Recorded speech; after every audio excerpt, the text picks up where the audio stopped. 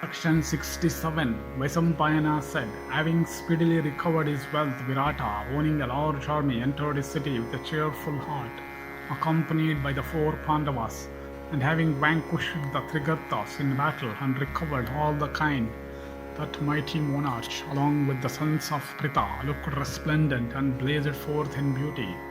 And as the brave king, that announcer of the joys of friends, was seated on his throne, all his subjects, headed by the Brahmana, stood before him and worshipped by him.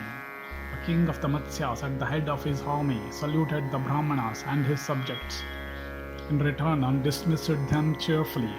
And Virata, the king of Matsyas, owning a large army, inquired after Uttara, saying, "Where hath Uttara gone, and the women and the maidens of the palace, and the other females living in the inner apartments joyfully said unto him, Our kine having been seized by the Kurus." Bhuminjaya, incensed at this, and from excess of bravery hath issued forth alone with only Rihanala as his second, for vanquishing the 6 mighty core warriors, Bhishma, the son of Santanu, and Kripa, and Karna, and Duryodhana, and Drona, and Drona's son, who have all come with the Kuru army. Vaisampayana continued, then King Virata, hearing that his brave son had gone forth with only one car and with Rihanala as his car driver, became filled with grief, and addressing his chief counselors, said, "Without doubt the Kauravas and other lords of earth, learning the defeat of the Trigartas, will never keep their ground. Therefore, let those of my warriors that have not been wounded by the Trigartas go out accompanied by a mighty force for the protection of Uttara." And saying this, the king speedily dispatched, for the sake of his son, horses and elephants and cars and a large number of foot soldiers, equipped and decked with various kinds of weapons and ornaments. And it was thus that Virata, the king of the Matsyas, owning a large army, quickly ordered out a large division, consisting of 4 kinds of troops. And having done this, he said, "Learn, hey, without loss of time, whether the prince liveth still or not. I myself think that he who hath got a person of the neuter sex for his car driver is not alive." Vaisampayana continued, then King Yudhishthira the just smilingly said unto the afflicted King Virata, "If, O monarch, Rihanala hath been his charioteer, the foe will never be able to take away thy kind today.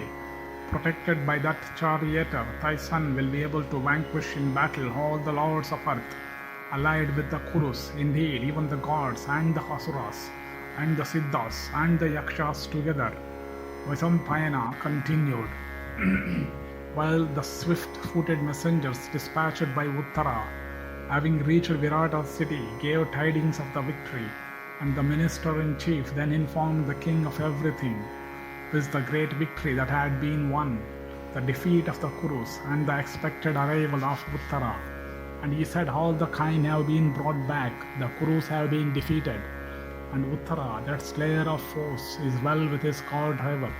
Then Yudhishthira said, "By good luck is that the kine have been recovered and the Kurus routed. I do not, however, regard it strange that thy son should have vanquished the Kurus, for his victory is assured, that hath Vrihanala for his charioteer."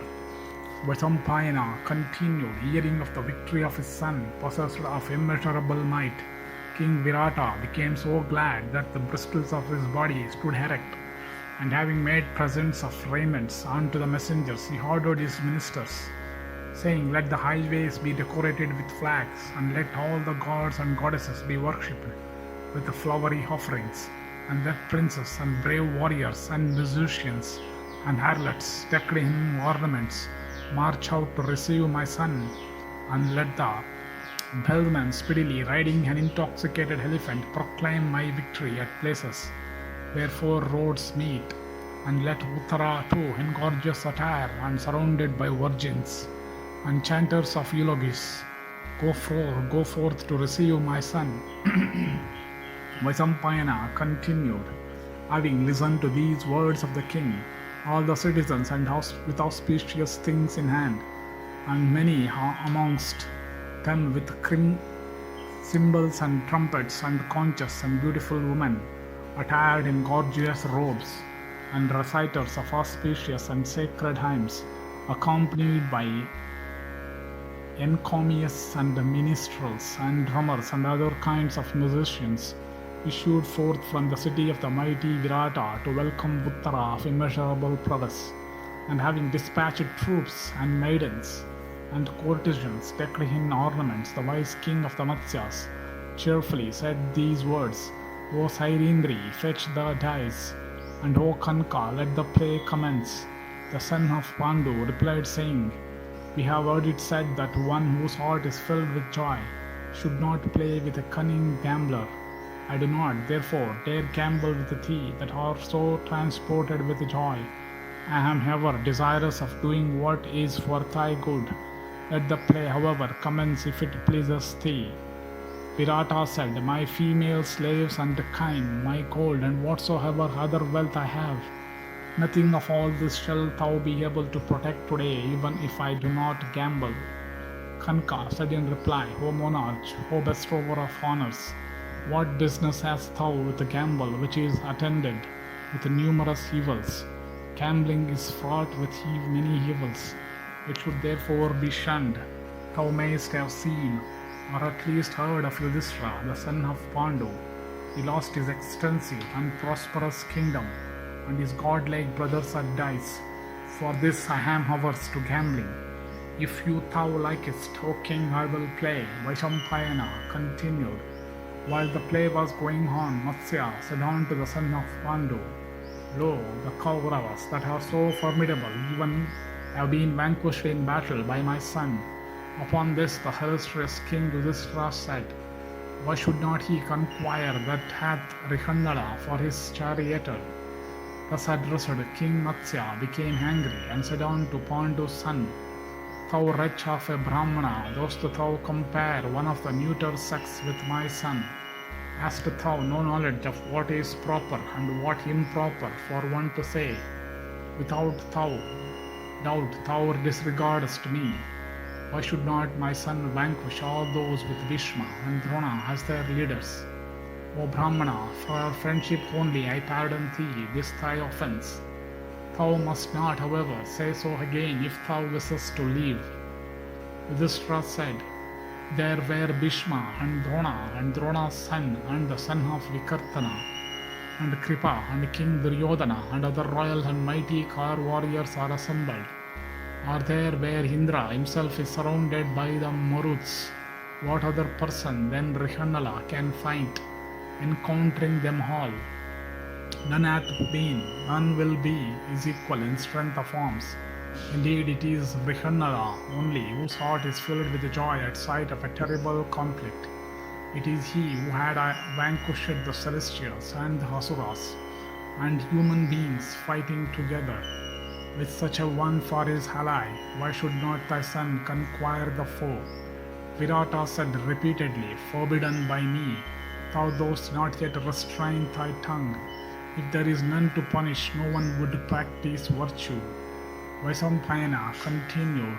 Saying this, the king, inflamed with anger, forcibly struck Yudhishthira in the face with a dice, and reproached him angrily, saying, Let it not occur again.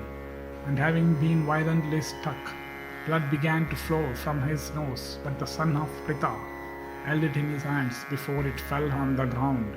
And the virtuous Yudhishthira then glanced at Draupadi, who was standing by his side.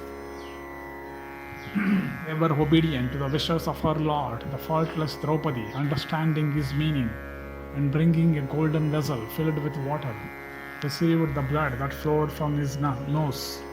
Meanwhile, Uttara, entertained with sweet perfumes of divers kinds and decked with floral chaplets, slowly entered the city, received with respect by the citizens, the women, and the people of the provinces. And approaching the gate of the palace, he sent the news of his arrival to his father. And the porter, then approaching the king, said, Thy son Uttara waiteth at the gate with Rihannala as his companion.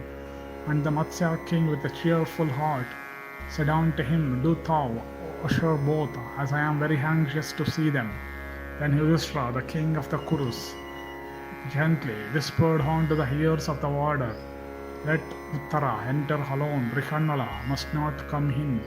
Such is the vow of that hero of mighty arms, that whoever causeth a wound on my person or sheddeth my blood except in battle shall not live. Inflamed with rage, he will never bear patiently to see me bleeding, but will slay Virata even now with his counselors and troops and steeds. Thus ends the 67th section in the Go-harana Parva of the Virata Parva.